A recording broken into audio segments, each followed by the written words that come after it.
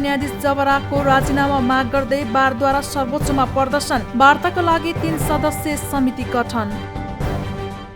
प्रधान न्यायाधीश चोलेन्द्र शमशेर जबराको राजीनामाको माग गर्दै कानून व्यवसायीहरूले विरोध प्रदर्शन गरेका छन्। आइतबार सर्वोच्च अदालतको परिसरमा नेपाल बार एसोसिएसनको नेतृत्वमा हातमा कालो पट्टी बाँधेर कानून व्यवसायी, बार अधिकारी, अधिवक्ता, वरिष्ठ अधिवक्ता लगायतले प्रधान न्यायाधीश जबराको राजीनामा माग गर्दै विरोध प्रदर्शन गरेका हुन्। विरोध कार्यक्रममा पूर्व सभामुख तथा वरिष्ठ अधिवक्ता दमननाथ ढुङ्गानाले स्वतन्त्र सक्षम न्यायपालिकाको लागि विरोध गर्नु परेको बताए। उनले संविधानबाट चल्ने न्यायपालिका र संस्थाहरू सबै खतरामा रहेको बताए।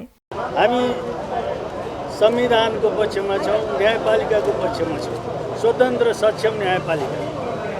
तर संविधानको अपेक्षा बमोजिम संविधानले निर्माण गरेका संस्थाहरू चलिरहेका छैन। नेतृत्वमा रहेका जो छन् तिनीहरूले यथास्थानमा कानुन र आचार संहिता बमोजिम काम गर्न सकिरहेका छैन।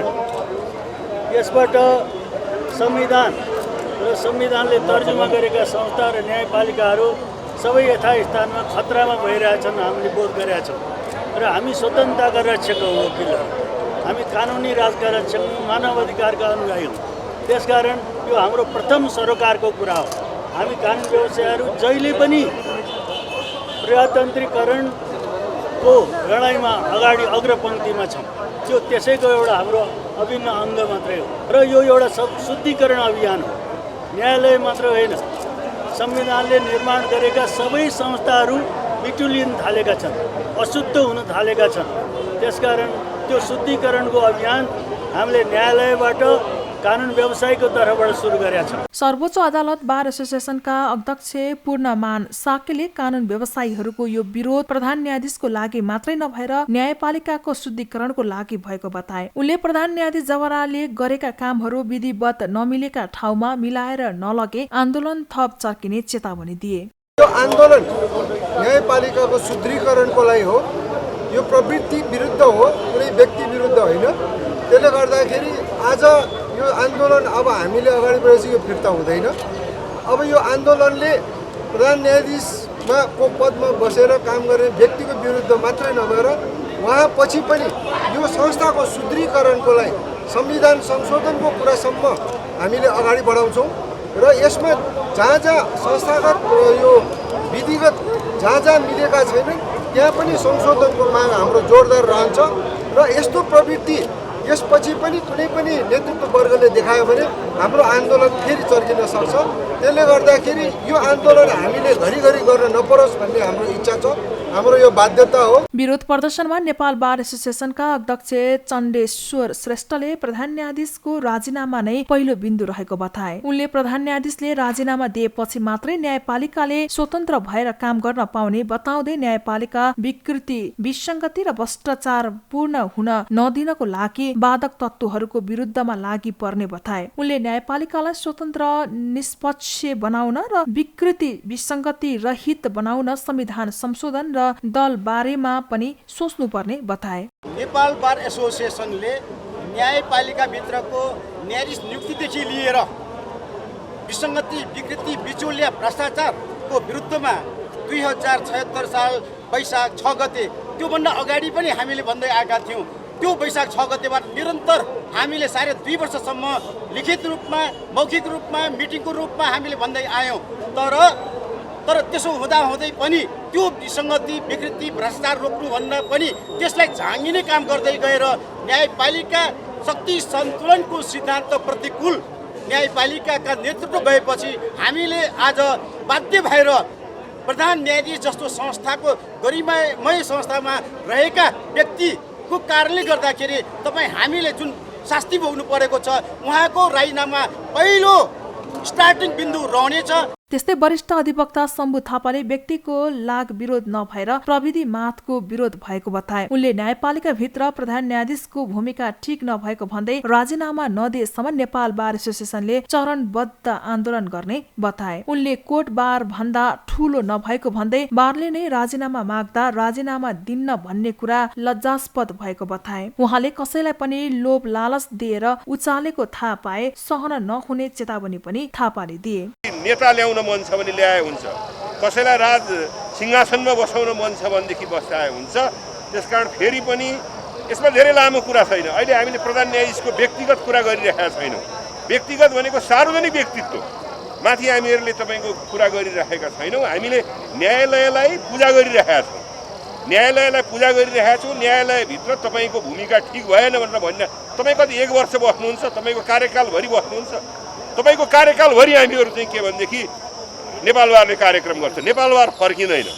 त्यसकारण अहिले के को लागि भन्नुहुन्छ भनेदेखि न्यायालयमा जुन एउटा दूषित प्रक्रिया छ र त्यो प्रक्रियालाई बन्द नगर्ने सधैँभरि चाहिँ एउटा चाहिँ त्यसलाई टार्ने हिसाबबाट एउटा कानुन व्यवसायीसँग बोलेको छ। मुद्दा इजलासमा म बस्दिनँ भनेर प्रधान न्यायाधीशले घोषणा गरेको मुद्दासम्म तपाईँको सुनवाईमा राख्न सक्दैन भनेदेखि यी प्रधान न्यायाधीशलाई प्रधान न्यायाधीशको हैसियतमा हामीहरूले मानिराख्नुपर्ने कुरा छैन। न्यायपालिकाको विकृति, विसङ्गति, भ्रष्टाचार विरुद्धको नेपाल बार एसोसिएसनको अभियान अन्तर्गत कानुन व्यवसायीहरूले कार्तिक 14, 15, 16 र 17 गते कालोपट्टी सहितको विरोध कार्यक्रम गर्ने घोषणा गरेको छ। उनीहरूले न्यायपालिकाको गरिमा कायम राख्न नसक्ने प्रधान न्यायाधीश राजीनामा देऊ भन्ने ब्यानर सहित विरोध गरेका छन्। बारले नैतिकताको आधारमा प्रधान न्यायाधीशले राजीनामा नदिएको भन्दै चरणबद्ध रूपमा विरोध कार्यक्रम सुरु गरेको हो। न्यायालयको समस्या समाधान गर्न नसकेको भन्दै पूर्व राष्ट्रपति यादवद्वारा सरकारको आलोचना, विवादले राष्ट्रकै बेइज्जत गरेको टिप्पणी।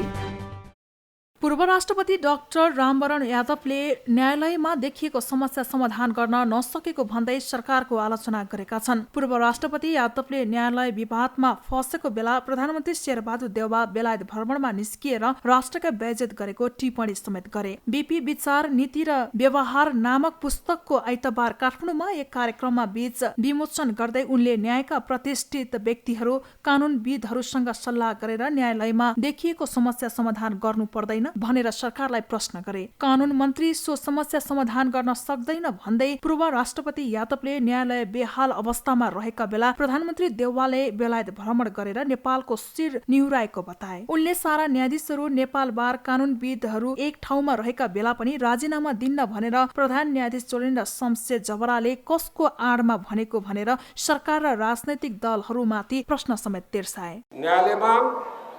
न्यायालयमा तपाईको सारा न्यायाधीशहरू एकतिर छ, 12 न्यायाधीशहरू एकतिर छ, बुद्धिजीवीहरू एकतिर छ, संविधानविदहरू, कानुनविदहरू एकतिर छ। त प्रधान न्यायाधीश भन्छ कि म छोड्दिनँ, म के भन्छ यहीँ बस्छु, कोही नभए पनि एक्लै बेन्चमा बस्छु। कसको ताकतमा त्यतातिर हेर्नुहोस्। पोलिटिकल पार्टीहरूको के हालत छ? मैले धेरै पोलिटिकल पार्टीको बारेमा भन्न चाहन्छु, तर किन आजसम्म तपाईँको पोलिटिकल पार्टीहरूले भर्खर पोलिटिकल पार्टीको कुरा छोड, सरकार तपाईँको देशको प्रतिनिधि को हो? प्रथम प्रतिनिधि को हो? देशको सरकार हो। सरकारले आफ्नो ट्र्याक टू डिप्लोमेसीबाट न्यायमा प्रतिष्ठित व्यक्तिहरू, लब्ध प्रतिष्ठित व्यक्तिहरू, कानुनविदहरू, तिनीहरूसँग सल्लाह गरेर ट्र्याक टू डिप्लोमेसीबाट त्यसलाई सल्भ गर्नु हुँदैन। कानुन मन्त्रीलाई जस्टिस मिनिस्टर भन्दैन संसारमा, कानुन मन्त्रीलाई जो गर्न सक्दैन हो। तपाईँ जुडिसियरी फङ्सनमा तपाईँको कार्यकारिणीको हस्तक्षेप हुनु सक्दैन। तर तब लोकतन्त्रको खम्बा, जो 3वटा खम्बा बन्नुहुन्छ, लेजिस्लेटिभ र एजुकेटिभ र जुडिसियरी डिफन्स छ। आज संसारको सामनेमा हाम्रो प्राइम मिनिस्टर चाहिँ सामान्य प्राइम मिनिस्टर बेलायत जानु भएको छ।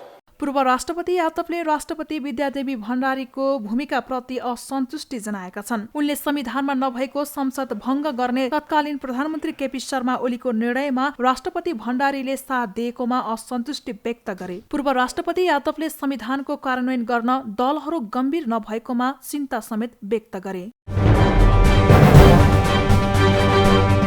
राष्ट्रिय जनगणना 2078 देशभर शुभारम्भ। जिल्ला जनगणना कार्यालय मार्फत सबै स्थानीय तहमा एकसाथ गणना।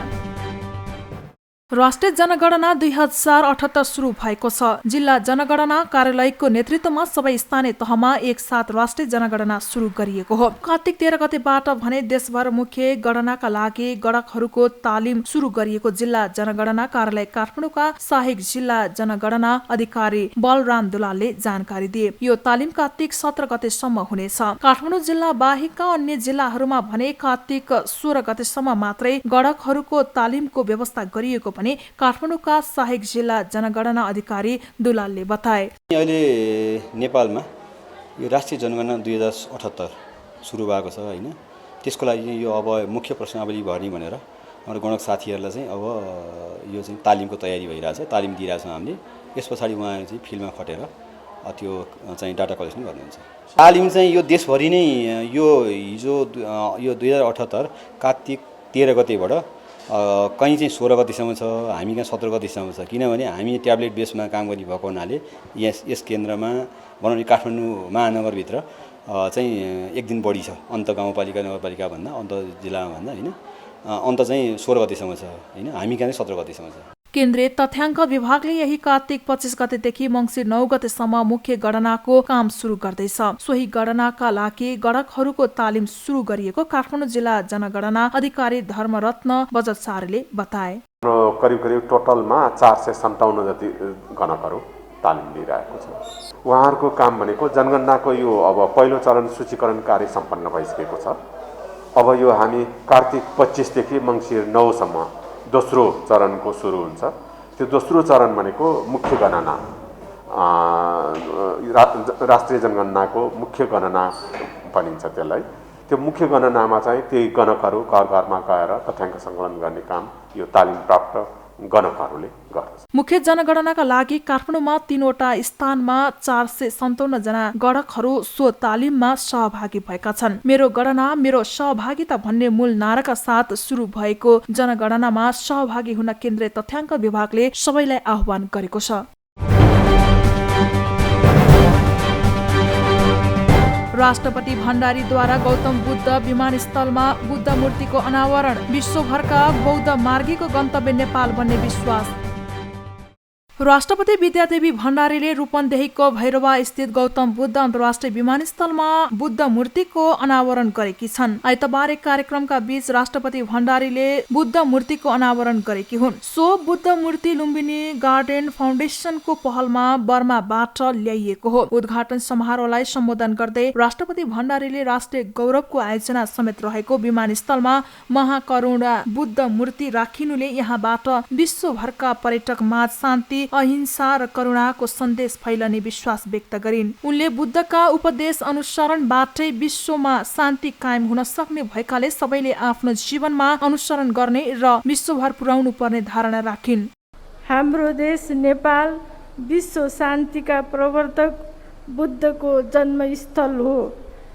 यस ऐतिहासिक क्षेत्रले बुद्धका शान्ति, अहिंसा, करुणा, सहअस्तित्व र समानताको सन्देश विश्वभर फैलाउन महत्त्वपूर्ण भूमिका निर्वाह गरिरहेकोमा हामी सम्पूर्ण नेपालीले सधैँ गर्वको अनुभूति गरेका छौँ र सधैँ गरिरहनेछौँ।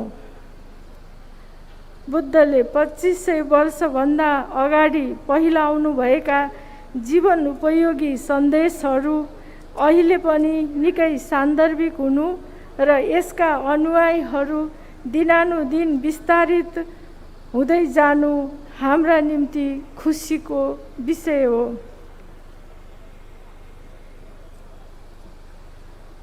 बुद्ध जन्मस्थल यस पवित्र भूमिमा हामी नेपालीहरू बुद्धत्वको भावना अनुरूप एक आपसमा सधैँ सद्भाव साथ मिलिजुली बसेको हाम्रो इतिहास छ। यसले हाम्रो पहिचान मात्र स्थापित गरेको छैन, विश्व समुदायलाई नै हिंसा र शान्तिको शिक्षा दिइरहेको छ। लुम्बिनीलाई अन्तर्राष्ट्रिय पर्यटकीय स्थलको रूपमा विकास गर्न लुम्बिनी गुरु योजना छिटो पूरा गरी लुम्बिनी सर्किटको विकास गर्नुपर्नेमा राष्ट्रपति भण्डारीले जोड दिइन्। विमानस्थललाई अत्याधुनिक र सुविधा सम्पन्न बनाई विदेशी पर्यटक अध्ययन अनुसन्धानकर्तालाई आकर्षित गर्नेतर्फ सम्बन्धित निकायको ध्यान जानुपर्ने राष्ट्रपति भण्डारीले बताइन्। यहाँ योग र ध्यान जस्ता साधना तथा खोज र अध्ययन गर्न सक्ने परिवेशसहित बुद्ध संस्कृतिसँग जोडिएका दिगो, आकर्षक र मौलिक पूर्वाधारको विकास गरी स्वदेशी तथा विदेशी पर्यटकलाई न्यानो आतिथ्यता दिनु पर्दछ। यस क्षेत्रमा पर्यटकलाई उत्कृष्ट सेवा तथा सत्कारले बुद्ध दर्शनको मूल मर्म र भावना पहिलाउन योगदान पुग्छ, साथै स्थानीय समुदायको समृद्ध जीवनमा समेत सहयोग पुग्नेछ। विश्व सम्पदाका रूपमा सूचीकृत लुम्बिनी विश्वकै आकर्षक क्षेत्र हो र यसलाई अन्तर्राष्ट्रिय पर्यटकीय स्थलको रूपमा विकास गर्नका निमित्त गुरु योजनाको प्रभावकारी कार्यान्वयन अपरिहार्य छ। बुद्ध मूर्ति अनावरण कार्यक्रममा बोल्दै कार्यवाहक प्रधानमन्त्री समेत रहेका गृहमन्त्री बालकृष्ण खाँडले विमानस्थल अविलम्ब सञ्चालनमा ल्याउन निर्देशन दिए र यो एयरपोर्ट अविलम्बै चालु होस् त्यसका लागि नेपाल सरकारले गम्भीरतापूर्वक आफ्ना कदमहरू अगाडि बढाउनेछ र माननीय संस्कृति, पर्यटन र नागरिक मन्त्री हाम्रो बिचमा हुनुहुन्छ, उहाँलाई पनि मेरो हार्दिक सम्मान र क्यालिब्रेसन फ्लाइट चलाएर यो एयरपोर्टको माध्यमबाट हामी अन्तर्राष्ट्रिय उडान भर्न चाहन्छौँ। त्यसका लागि अविलम्ब छिटोभन्दा छिटो यसको उद्घाटन हुनेछ र एयरपोर्ट चाहिँ चल्नेछ र दोस्रो फेजको जुन हाम्रो मास्टर प्लान छ यसको क्षमता अभिवृद्धिका लागि त्यो पनि प्रारम्भ हुनेछ। त्यसका बारेमा विभिन्न चर्चा परिचर्चा चलिरहेका छन्। तथापि नेपाल सरकार सम्बन्धित मन्त्रालय यसको मास्टर प्लान अनुसारै यसलाई अझै फराकिलो धेरै यात्रुहरू सहजतापूर्वक आउन जान सक्ने खालको बनाउने हाम्रो प्रतिबद्धता छ। राष्ट्रिय सभाका अध्यक्ष गणेश प्रसाद तिमिल सिन्हाले बुद्ध भूमि नेपालमा हुनु नेपालकै गर्वको विषय भएको बताए। बुद्ध जन्मस्थलमा विमानस्थल निर्माण भएपछि थप पर्यटक भित्रने उनको विश्वास छ। आजभन्दा 2500 वर्षभन्दा अगाडि गौतम बुद्धले शान्ति र अहिंसाको लागि दिनुभएको सन्देश अहिलेको समयमा सिङ्गो मानव जातिका लागि अझ बढी सान्दर्भिक भइरहेको छ। लुम्बिनी बुद्धको जन्मस्थान मात्र होइन, बुद्ध दर्शनको मुहान नै हो। यो स्थान तीर्थयात्री, प्राज्ञ, अनुसन्धाता, अन्तिम सत्यको ज्ञान र मुक्तिको खोजी गर्न चाहने जो कोहीका लागि आकर्षणको केन्द्र बनेको छ। एसिया र सम्पूर्ण विश्वमा बुद्ध दर्शन फैलिएसँगै ज्ञान र विवेकको विशाल भण्डार, जीवन दर्शन, सामाजिक सद्भाव र विश्व बन्धुत्वको सन्देश समेत विश्वव्यापी बन्न पुगेको छ। यति मात्र होइन, बुद्ध दर्शनले बाह्य विश्वमा नेपाललाई चिनाउने र नेपालीसँग जोड्ने काम पनि गरेको छ। 2.5 अर्ब मूल्यको बुद्ध मूर्तिको तौल 1800 किलो तथा उचाइ 1.9 मिटर र चौडाइ 60 सेन्टिमिटर रहेको छ। फाउन्डेसनको निमन्त्रणामा स्पेनको एक्सट्रेमादुरा प्रवेशका सभामुख बेलानका मार्टिन डेलगाडो, संस्कृति, पर्यटन तथा नागरिक उड्डयन मन्त्री प्रेम बहादुर आले लगायत समारोहमा सहभागी भएका थिए। यसअघि आइतबार नै राष्ट्रपति भण्डारीले बुद्ध जन्मस्थल लुम्बिनीमा वज्रयान विहारको अवलोकन गरेकी थिइन्। उनले लुम्बिनीको मायादेवी मन्दिरमा पूजा तथा लुम्बिनी गुरु योजनाका बारेमा जानकारी समेत लिएकी थिइन्। बहुमूल्य धातु व्हाइट जेटबाट बनेको उक्त मूर्ति लुम्बिनी सांस्कृतिक नगरपालिका र स्पेन स्थित लुम्बिनी गार्डन फाउन्डेसनको पहलमा विमानस्थलमा ल्याइएको हो। उक्त मूर्ति फाउन्डेसनले नेपाललाई उपहार स्वरूप दिएको हो। गौतम बुद्ध अन्तर्राष्ट्रिय विमानस्थललाई छिटो सञ्चालनमा ल्याउन गृहमन्त्री खाँडको निर्देशन। सुरु योजना अनुसार नै विमानस्थल बनाउने प्रतिबद्धता। कार्यवाहक प्रधानमन्त्री एवं गृहमन्त्री बालकृष्ण खाँडले सँगै लोकतान्त्रिक गणतन्त्र सबैका लागि स्वीकार्य हुनेमा आफूहरू विश्वस्त रहेको बताएका छन्। मन्त्री खाँडले संविधानलाई सबैको स्वामित्वमा कसरी स्थापना गर्ने, संविधानलाई टेकेर राजनीतिमा आएका दललाई मूलधारमा कसरी ल्याउने भन्ने विषयमा छलफल भइरहेको बताएका हुन्। आइतबार रूपन्देहीको तिलोत्तमा स्थित आफ्नै निवासमा आयोजित कार्यकर्ता भेटघाट कार्यक्रममा उहाँले गठबन्धनबाट बनेको सरकारलाई जोगाइ राख्ने आफूहरूको काँधमा आएको भन्दै जनताका चाहनाको रक्षा गर्नु आफूहरूको सामूहिक दायित्व भएको बताए। सीमित स्रोत साधनका बावजुद जनताको सुरक्षाका लागि खटिएका सुरक्षाकर्मीको मेहनतको प्रशंसा गर्दै उनीहरूलाई सरकारले सम्मान गर्न चाहेको कार्यवाहक प्रधानमन्त्री रहेका खाँडले समेत बताए। जनताको जीवन रक्षा गर्नु सरकारको मूल दायित्व भएको भन्दै उहाँले नागरिकको जीवन रक्षाका लागि सरकारले हरेक तवरबाट प्रयास गरिरहेको उनको भनाइ छ।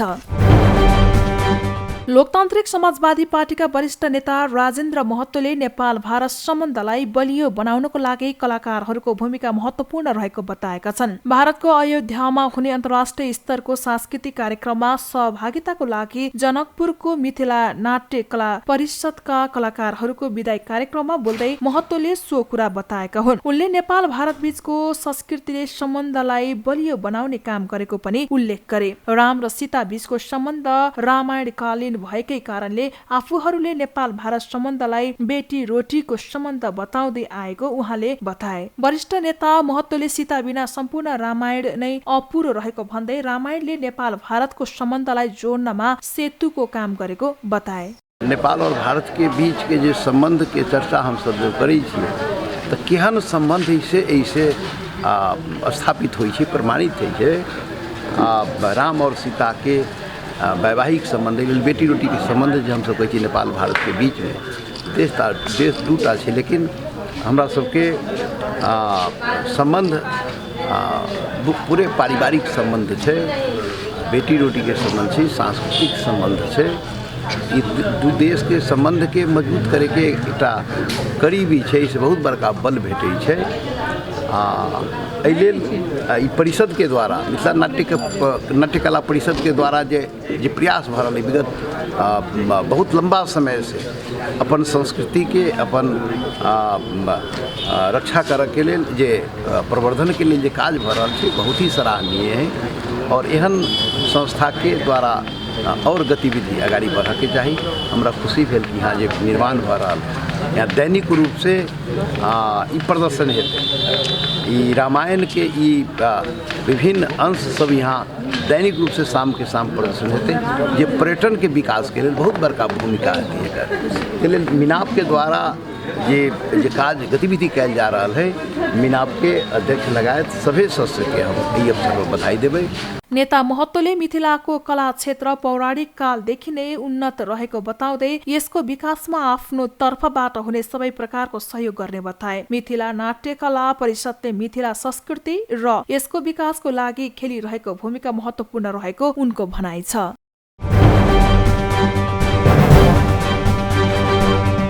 ओली सरकारमा हुँदा भ्रष्टाचारको सीमा नागेको एकीकृत समाजवादीका अध्यक्ष नेपालको आरोप, कामै बिना देशैभर हेलिप्याड बनाएको आरोप। नेकपा एकीकृत समाजवादी पार्टीका अध्यक्ष माधव कुमार नेपालले केपी शर्मा ओली सरकारमा हुँदा भ्रष्टाचारले सीमा नागेको बताएका छन्। समाजवादी इन्जिनियरिङ एसोसिएसनको भेलामा आइतबार सम्बोधन गर्दै उनले नेपालको सिस्टम नै भ्रष्टहरूको घेराबन्दीमा परेको बताएका हुन्। ओलीले आफू पनि भ्रष्टाचार नगर्ने र अरूलाई पनि गर्न नदिने भनेर दिएको अभिव्यक्ति पनि अर्थहीन भएको उनले बताए।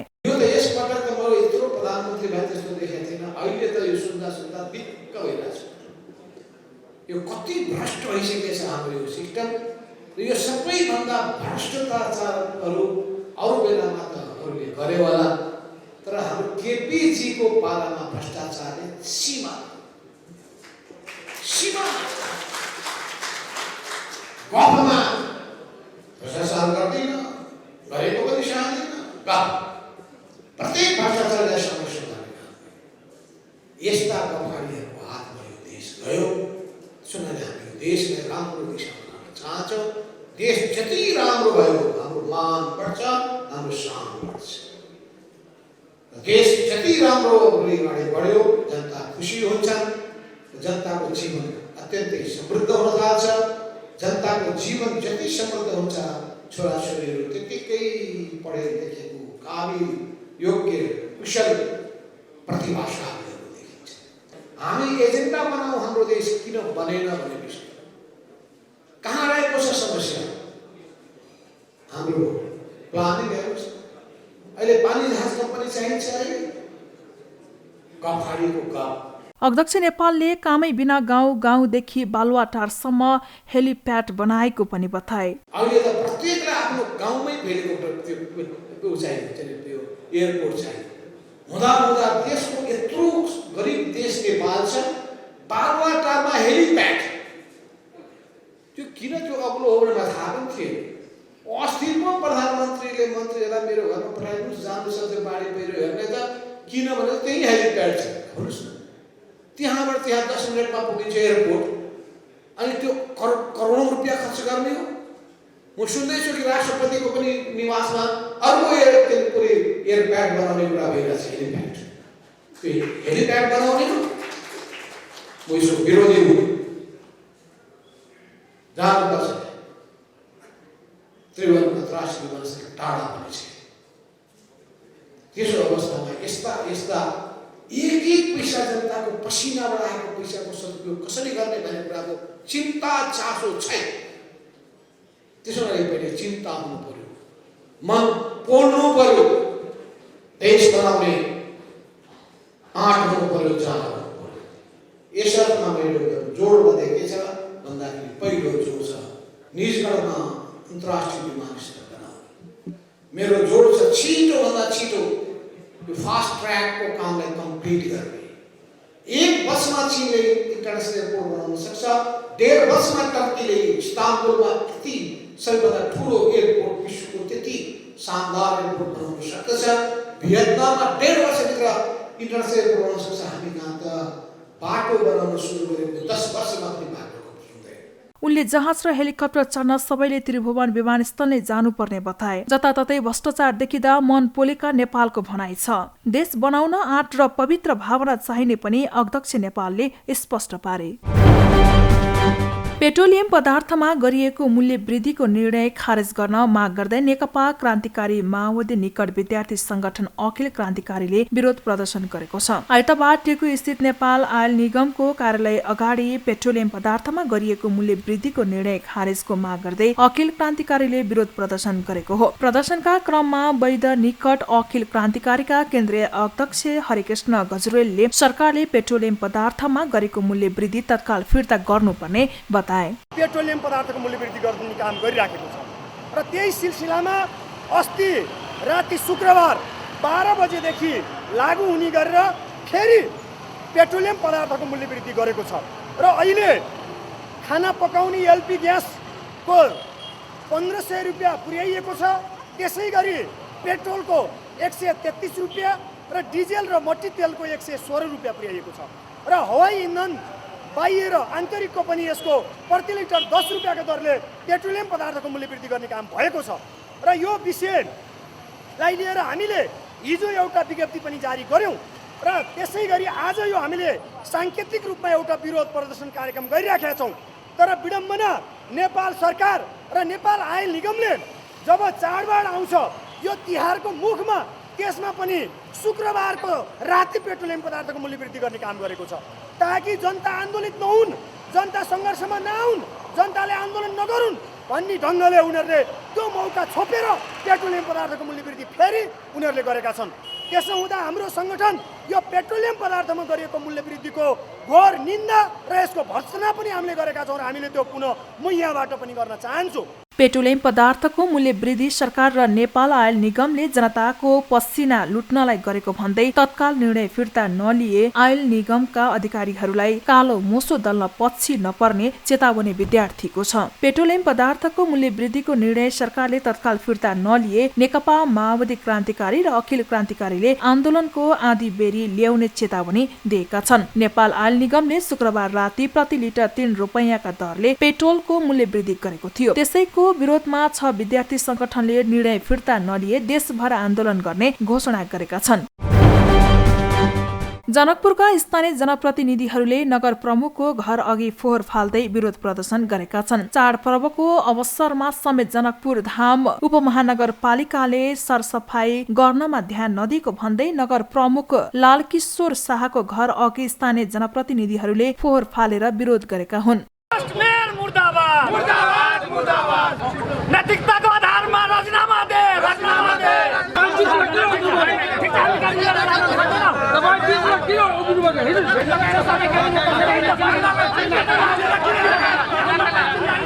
उनीहरूले प्रमुख शाहलाई पटक पटक फोहोर व्यवस्थापनको लागि आग्रह गर्दा समेत कुनै चासो नदिएको आरोप लगाएका छन्। तिहार नजिकै फोहोर व्यवस्थापनमा चासो नदेखाएको भन्दै केही वडा अध्यक्षहरूले नगर प्रमुख शाहलाई कालो मोसो दल्ने चेतावनी समेत दिएका छन्। वडा नम्बर 7 का वडा अध्यक्ष जानकी राम शाहले उपमहानगरलाई दुर्गन्धित बनाउने गरी थुपारिएका फोहोर व्यवस्थापनलाई प्रमुख शाहले व्यवस्था गरेको भन्दै मेयर शाहलाई कालो मोसो दल्ने चेतावनी दिए। वडा नम्बर 1 का वडा अध्यक्ष शत्रुधन शाह, वडा नम्बर 3 का वडा अध्यक्ष दीपेन्द्र शाह, वडा नम्बर 4 का वडा अध्यक्ष सुदर्शन सिंह र वडा नम्बर 7 का वडा अध्यक्ष जानकी राम शाह लगायतले जनकपुर धाम उपमहानगरपालिकाको कार्यालय अगाडि धरना समेत दिएका छन्।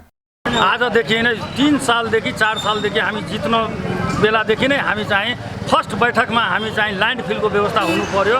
त्यसको लागि 48 करोड रुपियाँ पनि छुट्याएको थियो आइडिपी योजनाको, र त्यो पैसा पनि फ्रिज भयो र हामी बारम्बार भन्दा अहिलेसम्म चाहिँ उहाँले फोहोर व्यवस्थापन गर्न सक्नु भएको छैन। तर बिचमा पनि हामीहरूले यो प्रस्ताव लिएर गएको थियौँ कि तपाईँ सक्नुहुन्न भने हामी वार्ड अध्यक्षहरूको नेतृत्वमा एउटा समिति बनाउँछौँ हामी र फोहोर व्यवस्थापन हामी गर्छौँ। तर उहाँले चाहिँ दिन चाहिँ तयार हुनु भएन र त्यस कारणले अहिले अब चाड पर्वको बेला छ। अहिले मेयर साहब काठमाडौँमा घुमिराख्नु भएछ र हामी यहाँ गाली सुन्ने यो वार्ड अध्यक्षहरूले यहाँ अहिले हेर्नुहोस् बाटोमा कति फोहोर फालेको छ र यो चाड पर्वको बेला छ। हामीले गाली सुन्ने, मेयर साहबले मौज गर्ने।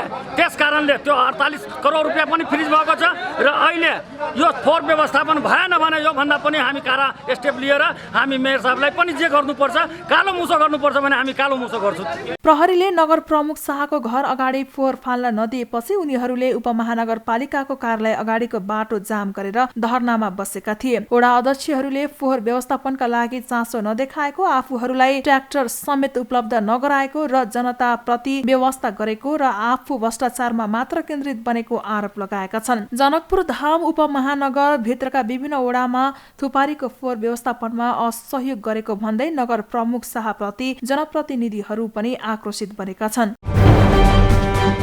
काठमाडौँको चाबहेली स्थित तरकारी तथा फलफूल बजारमा पनि विद्युतीय कारोबार गर्ने व्यवस्था गरिएको छ। आइतबार एक कार्यक्रमको आयोजना गरे सनराइज बैंकमा प्रमुख कार्यकारी अधिकृत सुमन शर्माले क्यूआर कोड हस्तान्तरण गरेसँगै सो बजारमा पनि विद्युतीय भुक्तानी गर्ने व्यवस्था गरिएको हो। यो व्यवस्था सँगै व्यापारी र उपभोक्ता दुवैले सहज ढंगले माल सामान खरिद गर्न र गराउन सजिलो भएको प्रमुख कार्यकारी अधिकृत शर्माले बताए। उनले यसले पारदर्शिताको काम पनि गर्ने भएकाले लोन लिन चाहने व्यापारीहरूलाई पनि बैंकले सहजै विश्वास गर्न सक्ने वातावरण बन्ने स्पष्ट पारे।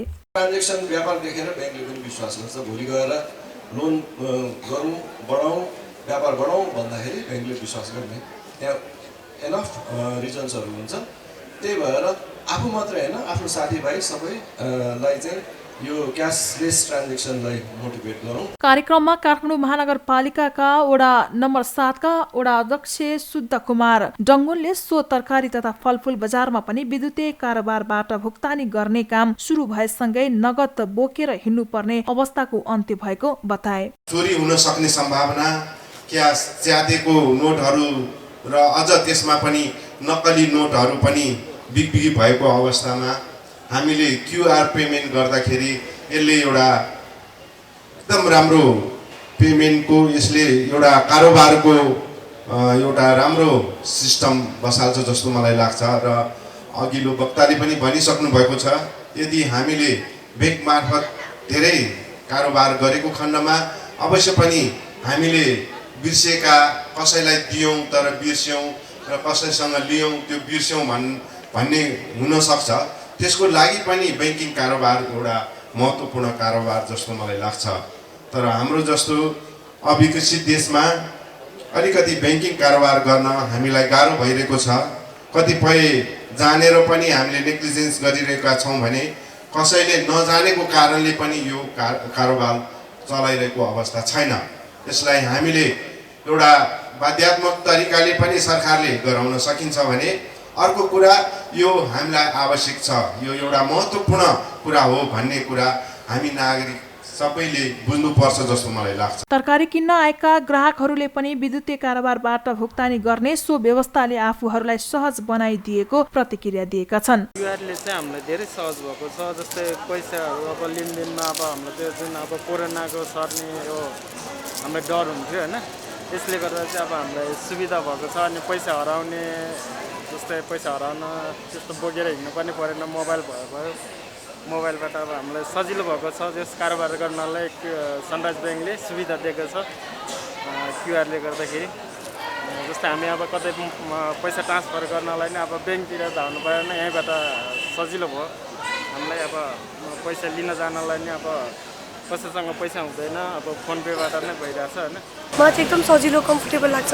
अब पैसा बोकिराख्नु परेन, क्युआर कोड हुन्छ यहाँ, सबै चिज एउटै ठाउँमा पाउँछ यहाँ। त्यो मलाई चाहिँ एकदमै कम्फर्टेबल सजिलो नजिक पर्छ। मलाई चाहिँ सजिलो एकदमै अब छानी लिन पायो, अप्सनहरू धेरै छ, त्यही भएर मलाई चाहिँ एकदमै रमाइलो र सजिलो लाग्छ यो ठाउँ। सनराइज ब्याङ्कले हालसम्म 10,000 भन्दा बढी व्यापारिक केन्द्रमा विद्युतीय भुक्तानीका लागि क्युआर कोडको व्यवस्था गरिसकेको छ। नगद कारोबारलाई सहज बनाउन आफूहरूले विद्युतीय कारोबारका लागि आवश्यक प्रविधि भित्राउन जोड दिएको ब्याङ्कका प्रमुख कार्यकारी अधिकृत शर्माले बताउनुभयो। रय एनकेसीलाई हराउँदै कुमलटार भेन्ट्रास कप फुटबलको फाइनलमा उपाधिका लागि झापासँग प्रतिस्पर्धा गर्ने। एफी Khumaltar veterans club mayor cup veterans football प्रतियोगिताको फाइनलमा प्रवेश गरेको छ। त्रिपुरेश्वर स्थित दशरथ रङ्गशालामा आइतबार भएको दोस्रो सेमी फाइनलमा एसएनकेसीलाई 2-0 गोल अन्तरले पराजित गर्दै खुमलटार फाइनल पुगेको हो। खुमलटारलाई जित दिलाउन रितेश खड्का र जुमानु राईले 1-1 गोल गरे। अब खुमलटारले उपाधिका लागि झापा भेटरान्स क्लबसँग प्रतिस्पर्धा गर्नेछ। पहिलो सेमी फाइनलमा नेपाल आर्मी भेटरान्स क्लबलाई 2-0 गोल अन्तरले हराउँदै झापा उपाधि नजिक पुगिसकेको छ। झापाको जितमा भेषराज लिम्बू र श्याम कुमार गोलेले 1-1 गोल गरे। फुटबलर्स मिशन टुगेदरको आयोजनामा जारी प्रतियोगिताको विजेताले 5 लाख र उपविजेताले 2,50,000 पाउनेछन्। त्यस्तै विधागत रूपमा उत्कृष्ट खेलाडीलाई विशेष पुरस्कारको व्यवस्था गरिएको आयोजकले जनाएको छ।